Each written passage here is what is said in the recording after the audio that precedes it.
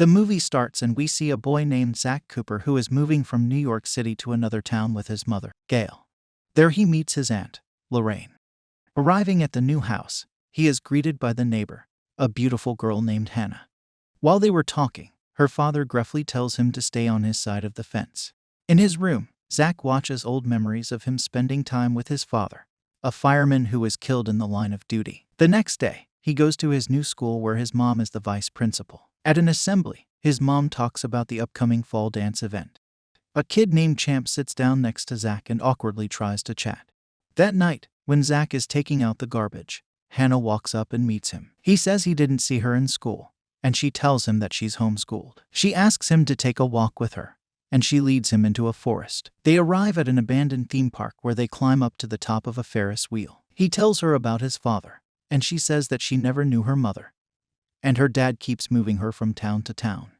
When they were walking home, Hannah's dad appears and orders her back inside and warns Zach to stay away from her. The next night, Zach hears a scream coming from Hannah's house.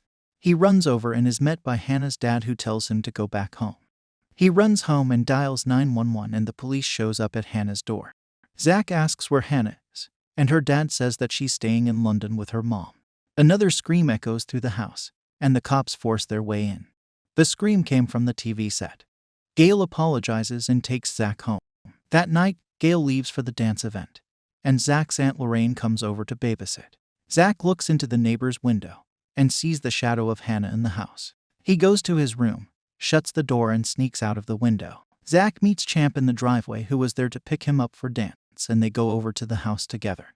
After Hannah's dad leaves, Zach picks the lock on the cellar door and they walk in. He finds the floor covered with bear traps. Going upstairs, he finds a bunch of weird things. On a shelf, he sees books bound in leather with locks on the front. Champ recognizes the titles as Goosebumps books. Zach finds a key and opens up the book The Abominable Snowman of Pasadena. Just then, Hannah suddenly comes out of nowhere and asks what he's doing in her house, but then notices the unlocked book. He picks it up to put it away, but it pops open. Suddenly, a 15-foot snowman appears, bounding out through a wall and running off into the forest. Hannah grabs the book and runs after the monster, with Zach and Champ running after. Following the trail of destruction, they arrive at an ice rink. Hannah tells them the only way to get rid of the monster is to suck it back into the book. As the monster runs toward her, she opens up the book, and it starts to get sucked in, but the monster lifts an arm and swats the book out of her hands. Hannah runs toward the book, but the monster slams his fist down, causing her to lose her balance and fall. Zach grabs a hockey stick and knocks the book across the ice. The monster attacks Champ, but he somehow survives. The monster turns toward the other two, but they manage to slide into the box and shut the door. The monster tries to attack them, but Hannah's dad shows up and opens the book, and the monster gets sucked in. He shuts the book and orders them all into the car. It is revealed that Hannah's dad is L Stine himself, the writer of the book. Back at home, Hannah's dad tells her that they'll have to move again.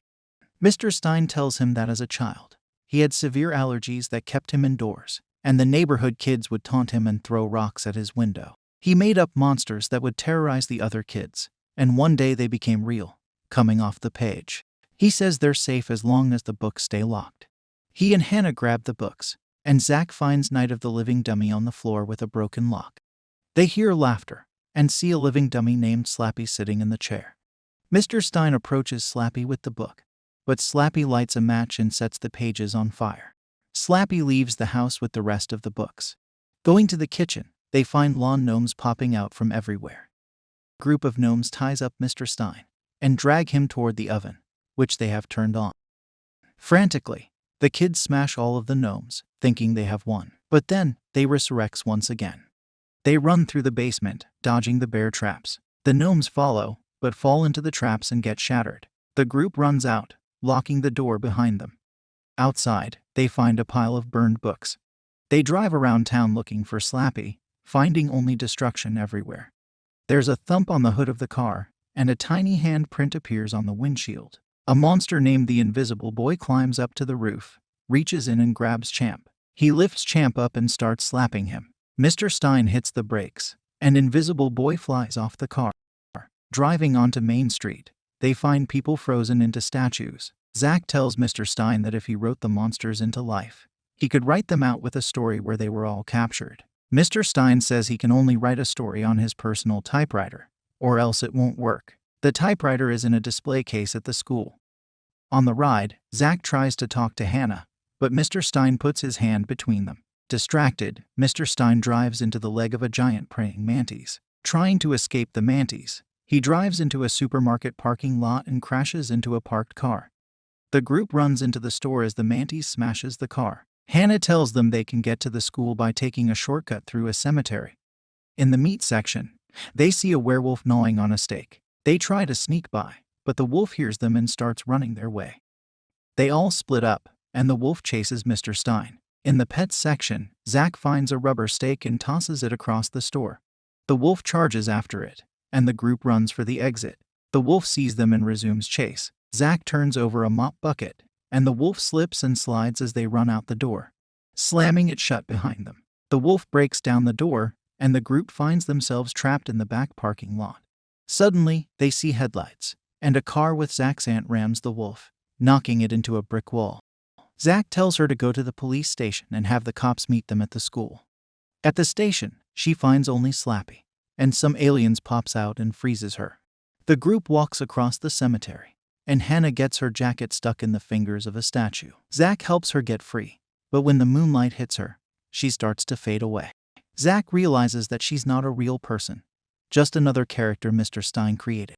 Suddenly, a ghost's hand reaches out from the grave and grabs his ankle. Zach somehow frees himself, but more pop out from the ground. The group runs to the back gate, and the kids get through. The ghosts grab Mr. Stine and pull him back, and the kids grab his arms. A tug of war ensues, and Mr. Stine kicks the ghosts in the face, causing them to let go. Making it to the school, they look through the cases for the typewriter. Stine finds it, and tells the kids to warn the other students to barricade the doors while he writes. At the football field, Slappy gathers the monsters he already set free, and then unleashes the rest, saving one for the perfect time.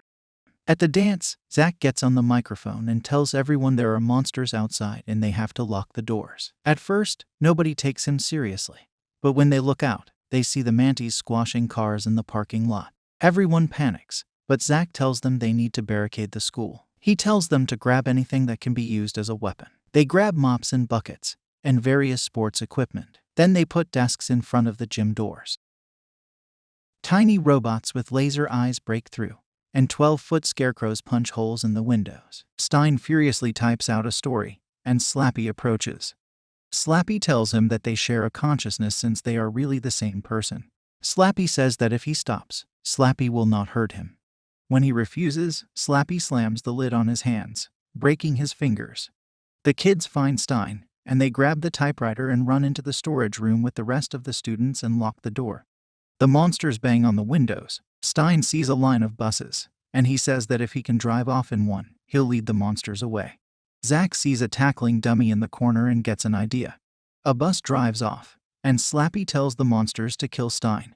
The mantis catches up to the bus and kicks it across the road, causing it to crumple in a heap. The monsters approach the bus, and find only the tackling dummy inside. A ghost sees a thread on the outside of the bus and pulls on it, causing the bus to explode. Stine drives the kids away in another bus, dictating to Zach what to write. Stine knows that Slappy will find him wherever he goes, since they share thoughts. He tells them he needs to go to a place he's never seen before, to buy time before Slappy can find them. Hannah tells him to go to the abandoned amusement park. They all hide in a funhouse, with Zach typing as fast as he can. Slappy finds them, and unleashes the last monster, Blob. The blob pops out of the pages, and the group runs for the exit.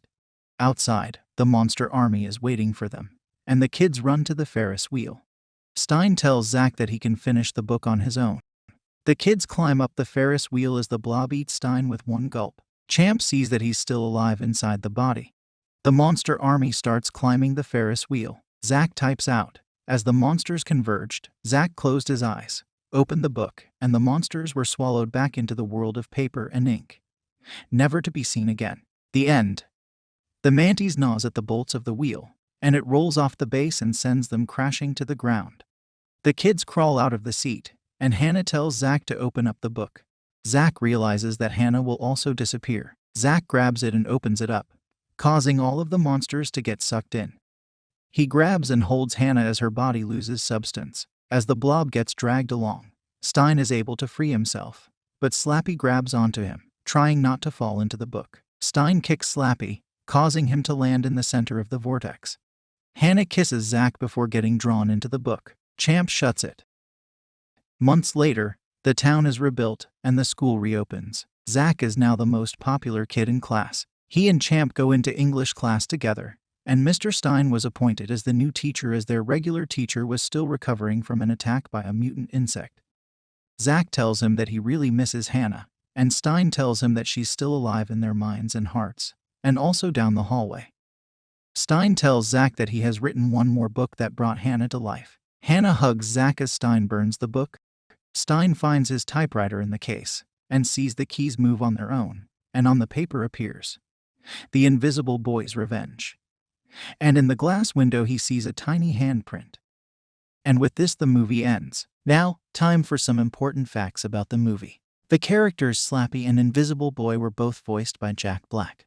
Jack Black is tied up by little people in both this and Gulliver's Travels. The movie is reported to have a total of 600 monsters in it. This is the first Sony Pictures Animation's live-action film.